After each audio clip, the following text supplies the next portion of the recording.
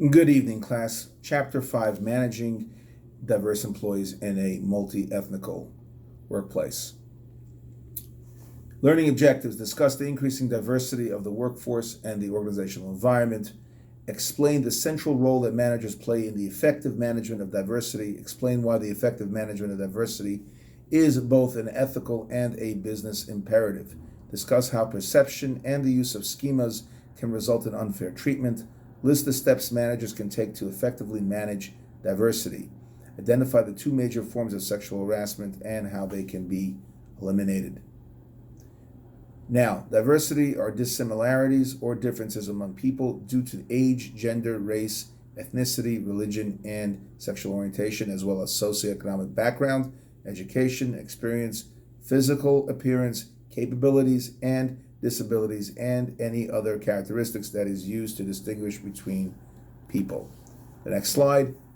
Sources of diversity in the workplace: age, gender, race, ethnicity. The difference between race and ethnicity: race is physical features, ethnicity is country, background, culture. Your religion, your sexual orientation, socioeconomic background: rich, poor, middle class.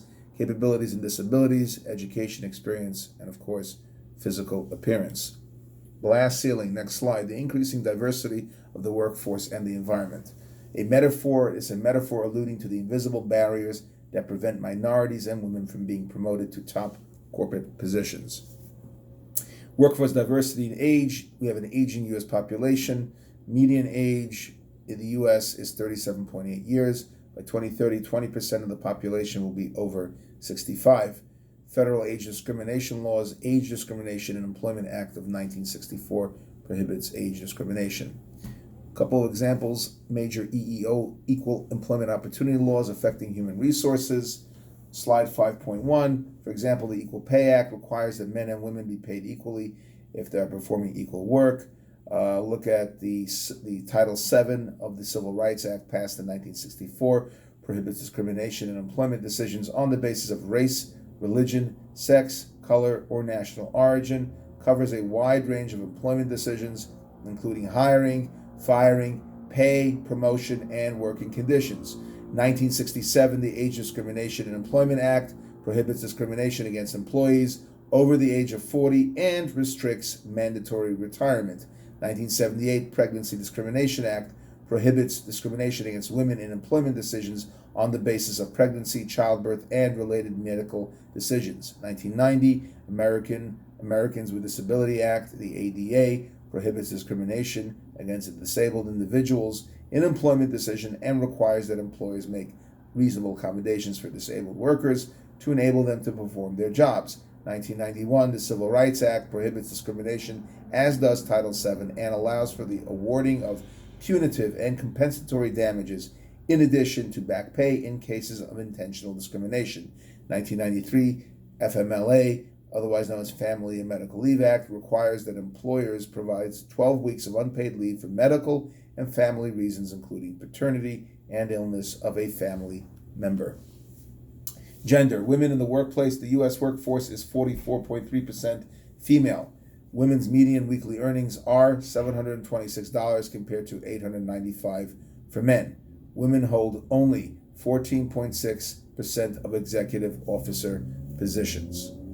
Race and ethnicity. Census Bureau distinguishes between the following races: American Indian or Alaskan Native, Asian Indian, Black, African American, Chinese, Filipino, Japanese, Korean, Vietnamese, other Asian, Native Hawaiian, Guamanian, or Chamorro, Samoan, other Pacific Islander, white, and other races. Wow, that's a lot. The racial and ethnic diversity of the U.S. population is increasing quickly, as is the diversity of the workforce. The U.S. Census Bureau treats ethnicity in terms of whether a person is Hispanic, Latino, or of Spanish origin or not. Most Hispanics prefer to be identified by their country of origin. Workforce diversity. Religion, accommodations for religious beliefs, scheduling of critical meetings, providing flexible time off for religious observances, posting holy days for different religions on the company calendar so everyone can be aware of what's coming up. Disability issues, providing reasonable accommodations for individuals with disabilities. Obviously, spending $1 million to create a specialized office for a disabled employee would be an unreasonable accommodation. Buying a large screen for someone with vision issues or buying an amplified headset for someone who has hearing issues is a reasonable accommodation and, of course, should be and must be granted. Promoting a non-discriminatory workplace environment is essential, and educating the organization about disabilities and AIDS. Socioeconomic background refers to a combination of social classes and income-related factors. Socioeconomic diversity requires that managers be sensitive and responsive to the needs and concerns of individuals who might not be as well off as others. Sexual orientation issues, again, that's gay or straight or bi. Employment and workplace discrimination, same-sex partner benefits are part of that mix. Other kinds of diversity, whether individuals are attractive or unattractive, thin or overweight, in most cases has no bearing on their job performance. Sometimes these physical sources of diversity end up influencing advancement rates and salaries and hiring. Believe it or not, people will hire someone just because they're skinny as opposed to somebody who's fat, or somebody who's beautiful or handsome over somebody who's not as handsome or ugly, unfortunately. And it's an unfair practice. It's no one's fault. Everyone has physical features. That's the way God made them. And it's sad that some people just take it out against them. Unacceptable.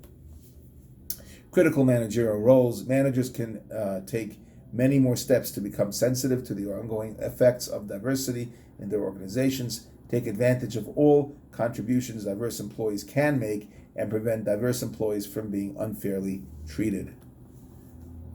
Table 5.2, managerial roles and the effective management of diversity. For example, a manager could be a figurehead, conveys that the effective management of diversity is a valued goal and objective, and everyone should adhere to it. It could be a monitoring situation, evaluate the extent to which all employees are treated fairly. You could be a disseminator, inform employees about diversity policies and initiatives, and the intolerance of discrimination. Please refer to 5.2 for the rest of them. Examples: PricewaterhouseCoopers. Bob Moritz, chairman and senior partner of the U.S. firm Pricewater, PwC, and PwC Global Network's leadership team member, has long been an enthusiastic supporter and proponent of the effective management of diversity. Moritz gets together with the diversity resource groups on a quarterly basis and ensures that executives and partners are working towards diversity and inclusion goals in a variety of areas such as recruiting and retention, engagement, promotions, and cross-cultural mentoring. The ethical imperative to manage diversity effectively. This comes from distributive justice, a moral principle calling for fair distribution of pay, promotions, and other organizational resources based on meaningful contributions that individuals have made and not personal characteristics over which they have no control of. Procedural justice, a moral principle calling for the use of fair procedures to determine how to distribute outcomes to organizational members.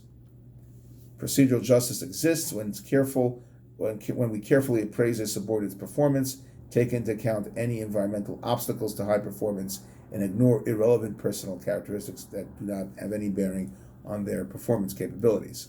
Managing diversity effectively makes good business sense. What diversity of employees provides a variety of points of view and approaches to problems and opportunities can improve managerial decision making. Diverse employees can provide a wider range of creative ideas. Diverse employees are more attuned to the needs of diverse customers. Diversity can increase the retention of valued organizational members. Diversity is expected and required by other firms.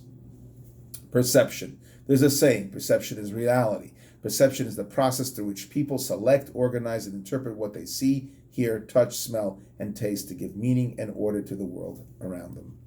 Schema. Factors that influence managerial perception. Schema. An abstract knowledge structure stored in the memory that allows people to organize and interpret information about a person, event, or situation. Gender schema. Preconceived beliefs or ideas about the nature of men and women, their traits, attitudes, behaviors, and preferences. Stereotype, simplistic and often inaccurate beliefs about the typical characteristics of particular groups of people. Bias, the systematic tendency to use information about others in ways that result in inaccurate perceptions. More on bias. There's a similar to me effect, perceives others who are similar to ourselves more positively than we perceive people who are different. Social status effect, perceive individuals with high social status more positively than those with low social status. Salience effect, focus attention on individuals who are conspicuously different. Overt discrimination is knowingly and willingly denying diverse individuals access to opportunities and outcomes in an organization. It is unethical and highly illegal. Steps in managing diversity effectively. Number one, secure top management commitment. Strive to increase the accuracy of perceptions. Increase diversity awareness. Increase diversity skills. Encourage flexibility. Pay close attention to how organizational members are evaluated. Consider the numbers. Make sure that you have the right amount of numbers. You don't have everyone of the same ethnicity, same race. You have a healthy mix. Empower employees to challenge discriminatory behaviors, actions, and remarks. Reward employees for effectively managing diversity. Provide training utilizing a multi-pronged ongoing approach. Encourage mentoring of diverse employees. Diversity awareness programs. Provide members with accurate information about diversity. Uncover personal biases and stereotypes. Assess personal beliefs, attitudes, and values, and learning about other points of view. Develop an atmosphere in which people feel free to share their differing perspectives and improve understanding of others who are different. Communication is key. Mentoring, process by which an experienced member of an organization, the mentor, provides advice and guidance to a less experienced member, the protege, and helps the less experienced member learn how to advance in the organization and in his or her career. Now we'll talk about sexual harassment, a very, very, very difficult topic. It's been in the news more often than should be because it shouldn't be happening, but unfortunately it is. Quid pro quo, asking for or forcing an employee to perform sexual favors in exchange for receiving some reward or avoiding negative consequences. It doesn't necessarily have to be the actual sex act. It could be things like dating or other favors. And if they don't do it, they are going to be fired or their employment status will be changed. Hostile work environment, telling lewd jokes, displaying pornography, making sexually oriented remarks about someone's personal appearance, and other sex-related actions that make the work environment unpleasant. Interferes with coworkers' ability to perform their jobs effectively because you're constantly looking over your shoulder.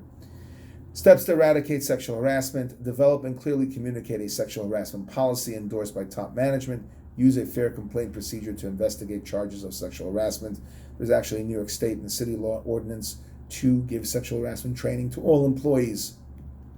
When it has been determined that sexual harassment has taken place, take corrective actions as soon as possible. Provide sexual harassment education and training to all organizational members, including managers. Factors to keep in mind about sexual harassment. Every sexual harassment charge should be taken seriously. Employees who go along with unwanted sexual attention in the workplace can become victims. Employees sometimes wait before they file complaints, which is wrong. Factors to keep in mind about sexual harassment. A firm sexual harassment policy should be communicated to each new employee and reviewed with current employees on a periodic basis. Suppliers and customers need to be familiar with a firm's sexual harassment policy. It's not just people working for you, it's the third parties as well. Managers should give employees alternative ways to report incidents of sexual harassment.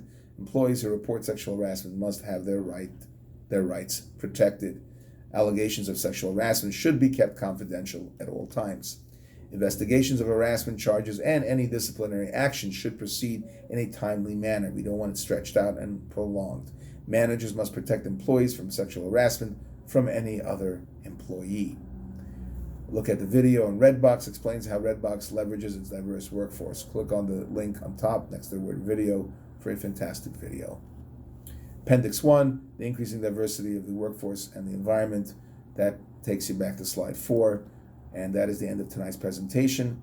Thank you very much and have a good evening. We hope to see you in subsequent lectures.